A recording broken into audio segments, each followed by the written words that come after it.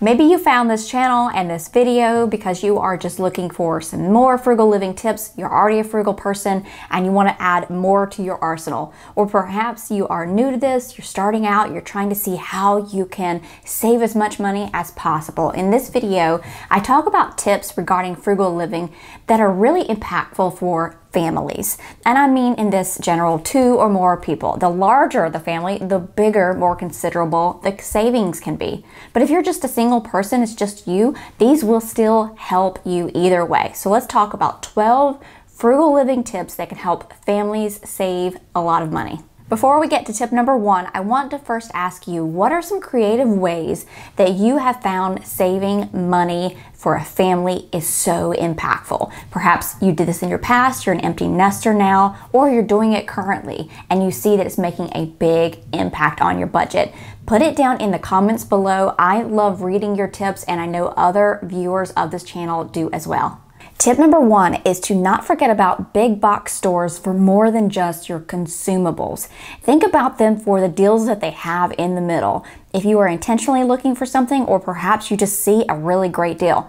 That happened to me recently. We went to Costco, which is the membership big box store that we subscribe to, and I have gotten some really great deals from there. I'm very intentional. If I go and I see something that I know is a great deal and it is needed, then we will pick it up.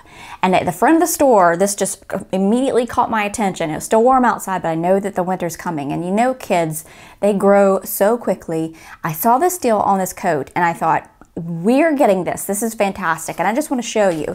I pulled it out of the closet, but it is this Eddie Bauer coat. I don't care about the brand. I just think the quality of this is fantastic. And it's 3 coats in 1. So right now it has the lining, which is this right here, which is a fleece jacket on its own, or you can put it inside of the coat. And if you put it inside of the coat, it then becomes a waterproof warm coat, or you take it out and you could use this as, you know, a spring day or a fall day when it's not as warm and it's still waterproof. This coat, which is again 3 coats in 1, was only $14.99. I picked this up really quick. Another thing that I always get there, and I know, you know, showing my socks on camera, I'm gonna do it. These are my socks. I don't know how old these are, but these are the socks I buy from Costco. These are Puma. I don't really care about the brand. I just know that the socks are fantastic, and I always get my socks from there. If I need a new pair of socks or a new set of socks, they've worn out some, I know exactly where to go and to get them. And side note, another frugal tip regarding your socks is never roll them, because that just stretches out the top. If you want to keep them nice and lasting as long as they can, flatten them out like this and put them in the drawer. Number 2 is to experiment with how often you go to the grocery store, how often you grocery shop. And there are many different tips out there about what frequency is going to be the best, you're going to save the most, but I think it really comes down to you and your personality. So the first option might be you go to the grocery store every few days. I know this sounds really counterintuitive to some people, and it's to some tips that are given on frugal living channels. However, it could work for you. If you happen to be close by and it's not a long trip to get to a store, and perhaps you buy only what's on your list, you have to be extremely disciplined with this shopping habit. You only buy what's on your list and you get just enough food for those few days. You end up not wasting as much. Food doesn't go bad before you can get to it. So that might be one of the routines that works best for your personality. The second option would be probably what works for the majority of people, and they go once a week or every 2 weeks, maybe at the most. They are really good at meal planning just for that week. They go and they stock up on what they need. This is perhaps also because they only have weekends free, so they go just once every week to get all the groceries they need for that week. A third option, which might work better for your family, and certainly for larger families if you're a really good planner, is to shop maybe once a month. You choose the routine of doing a huge shopping haul once a month, and then you supplement throughout the month, and you go to the store maybe 2 or 3 times to get fresh items, milk, vegetables, or fruit if you need those fresh. In this situation, you are somebody who's extremely disciplined. You can sit down and you can do your monthly meal plan. You see exactly the perishable items, how long they last, what you need to buy on this big shop. You take a chunk of time to go and maybe to your local store. You maybe also hit up the big box store to specifically find the best deals on those items. This routine also works really well for people who have space to store that much food. Perhaps if you are living in a smaller space though, you don't have a huge pantry or a pantry at all, that might not be the routine that works best for you.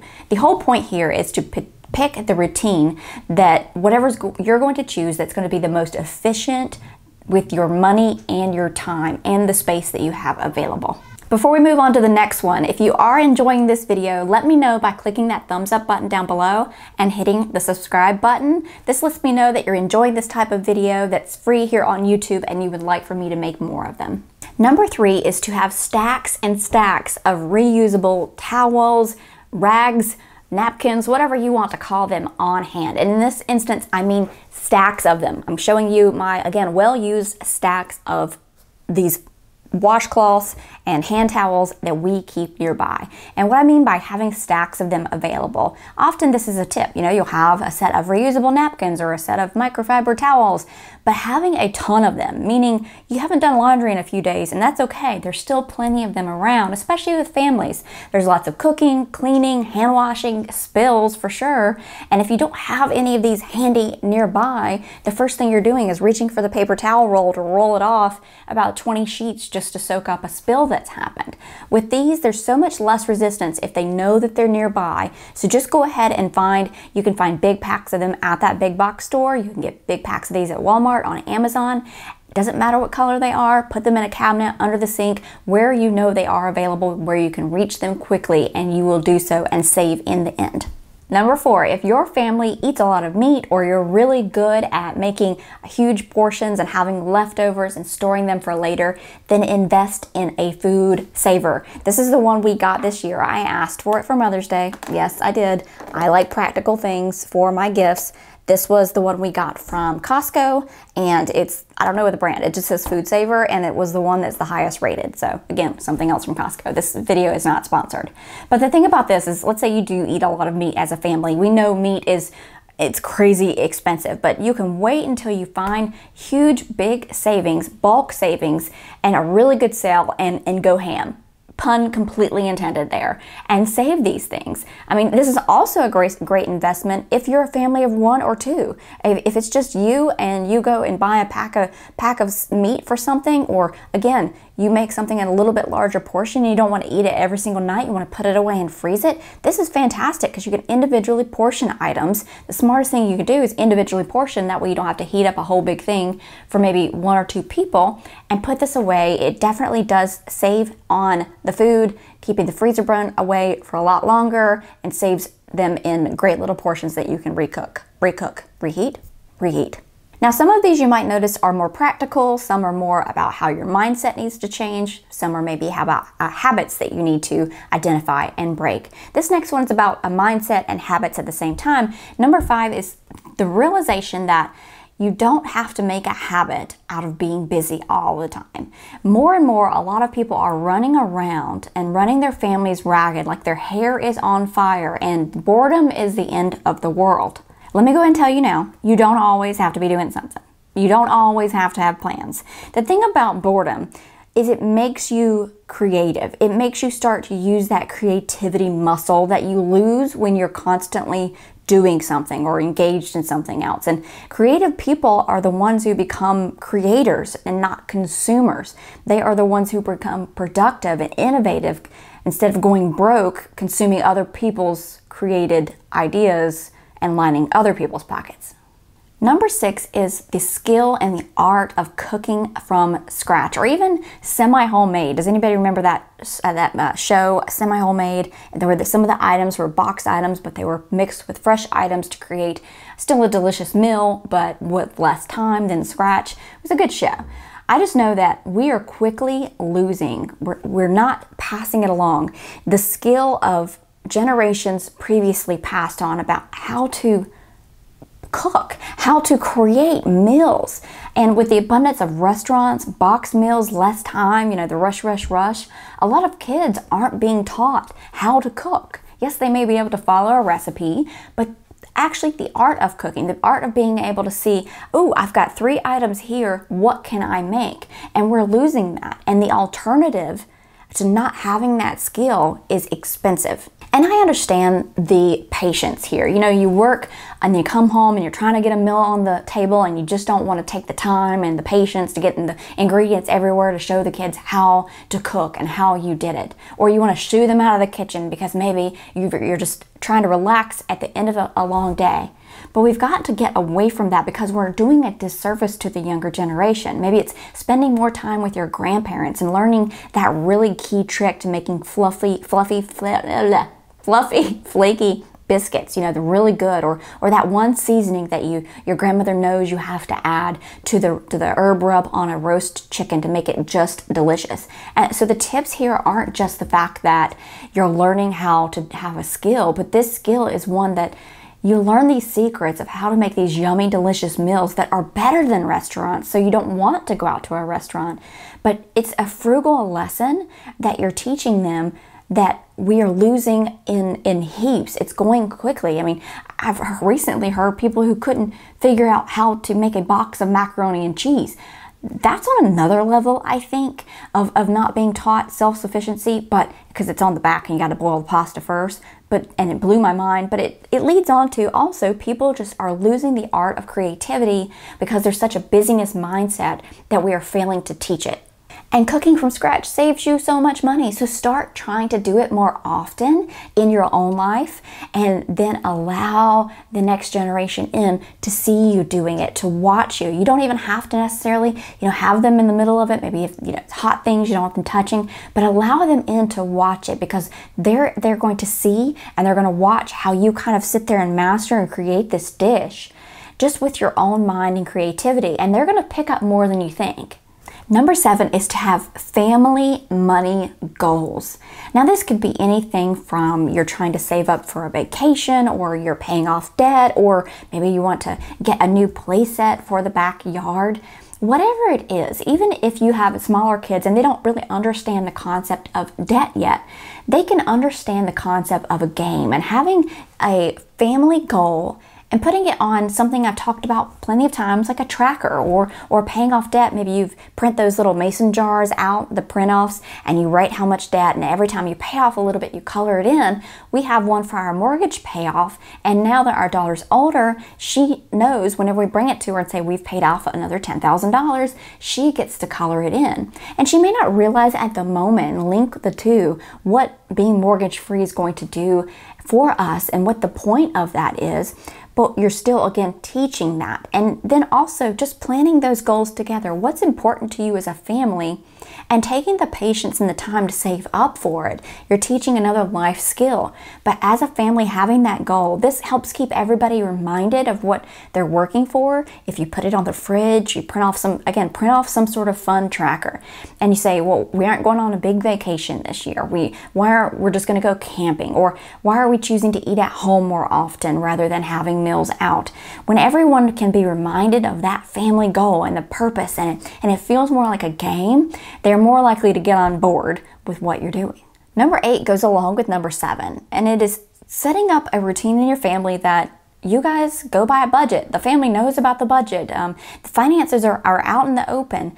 Yes, you might be in debt, and again, you don't want to make that scary. You want to make it say, well, here's something that happened, and here's the lesson. We're going to teach you of how to get out of something when you do get in a pickle, which obviously lots of people do. We all make mistakes, right? And finances really shouldn't be a secret, because even if it is that debt, you want to make it normal to be talked about rather than shunned, where it's not a conversation that people have in society. We need to remember that this is a valuable lesson in life, that more is caught than taught. So if the habits that your family had growing up, you probably remember, you may have brought them into your own life. So if you can make sure that you are showing this type of habit, and again, you may not have kids at home, but it's that your adult kids see you doing something like this, always checking the budget, again, they're going to see it. They're going to see that there's less stress on you because this is something that you're taking more seriously in your finances. Maybe you didn't growing up. that they're still going to see this. The younger generation, or maybe you don't have children, your nieces, your nephews, cousins, they're going to see the change that you make. But being the family that the habit is, oh, we got to check the budget before we can go buy this. Even if it's an inside joke, which, more is, that's how it'll probably go. Later on, Dad was always checking the budget to see before we could go out to eat. But by doing something like this, you are setting them up to an understanding that will be a huge benefit for them when they are adults, that they need to watch what money comes in and what money goes out. It's calories in, calories out, and all these different people get rich quick, lose weight quick. There's not a fast track for it, but showing them it's pretty basic stuff, but it's just not being taught. Number 9 is a fun one, and again, you don't have to have any kids at home to do this. It certainly is even more fun if you do, but making a list of fun things that you can do in your home. How can we enjoy our home? And this is talking again about the rush that I did earlier. But when we purchase a home, we have most of the time made the largest investment. We've purchased the largest item we will ever make in our lifetimes, yet some people just see it as simply a place to put their head down at night, and it's more than that. Just the process of making a list can be fun. Getting everybody together and saying, what fun things can we do? What adventures can we have inside the home?